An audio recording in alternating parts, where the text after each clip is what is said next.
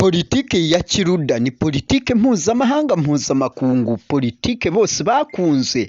Abaruda n'abarudakazi bakoze umuti basakaza politiki nziza, bigisha politiki nziza mu bakuze n'abakiri bato, ibitsina byose, abize n'abatarize, abantu b'ingeri zitandukanye, abakire n'abakene.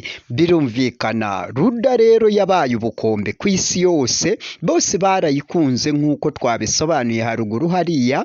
Bityo rero Ruda izabarengera mwese aho muva mukagera.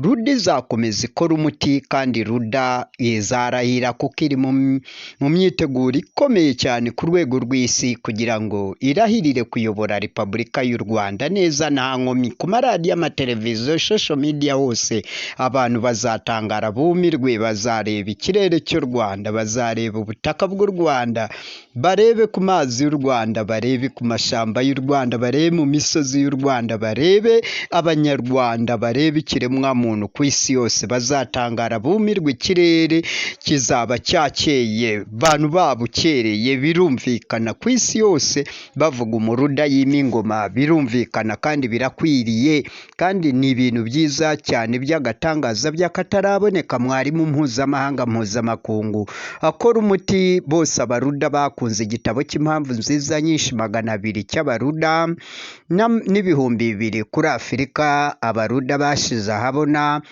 nk'impamvu nziza nyinshi 20,000, ibitabo by'ubwenge, by'ubumenyi, by'ubunararibonye, by'inyangamugayo ryahamye, insabwenge kabuhariwe mpuzamahanga mpuzamakungu. Bityo rero twite ku bidukikije, ibyatsi n'ibyakatsi byose nibyo bihaha byacu.